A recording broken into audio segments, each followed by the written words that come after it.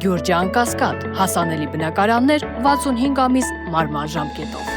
Պարոն Խաչատրյան, ձեր խմբակցության սիլոգիզմը փչացել է։ Չնայած այդպես նորմալ չէր աշխատում առնված վերջին տասնամյակներին, բայց հիմա տեսեք, տրամաբանական փաստարկման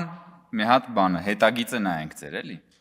Դուք մանտրայի պես կրկնում եք արդեն տարիներ շարունակ, որ Նիկոլ Փաշինյանը 2019 թվականին հայտարարեց, որ Արցախը Հայաստան է եւ վերջ, եւ դրա պատճառով եղավ պատերազմ։ Այսինքն դուք հայտարարում եք, դուք այսքան ժամանակ եկել եւ ասել եք, որ պատերազմը սանձազերծել ենք մենք, Նիկոլ Փաշինյանը, իր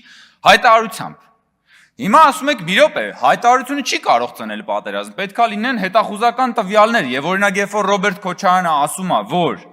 Հայաստանը չպետք է բավարարվի իր 29743 քառակուսի կիլոմետր տարածքով, դա չի կարող դառնալ կազուս բելլի, դա չի կարող, որովհետև հայտարարությունը ո՞ց կարա լինել պատերազմի պատճառ։ Բայց այդ հայտարարությունը չի կարող լինել պատերազմի պատճառ, պարոն Խաչատրյան։ Բա ինչի՞ եք մեր հանրությանը տարիներ շարունակ խաբում,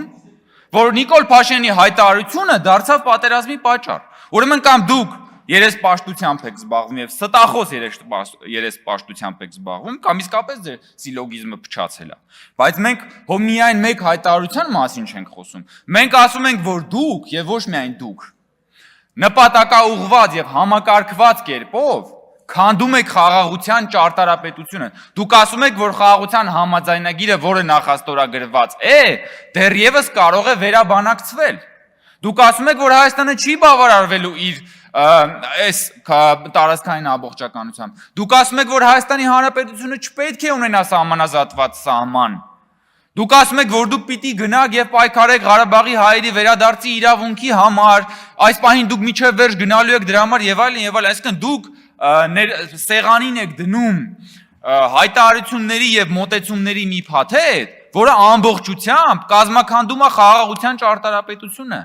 Ու հələ մենք ենք շանտաժանում։ Դուք տեղով շանտաժ եք եւ ամփոփելով։ Տիկին Կյուրեղյանն ասում է, Ռոբերտ Քոչարյանի բան, դուք ոնց եք խոսում մեր ուժի մասին, Ռոբերտ Քոչարյանի օրոք ոչ մի պատերազմ չի եղել եւ այլն եւ այլն։ Հաղթած Ռոբերտ Քոչարյանի օր։ Բայց հաղթած Ռոբերտ Քոչարյանը խի երկու անգամ պարտվեց սեփական երկրում սեփական ժողովրդին, հետո սեփական ժողովրդի բանը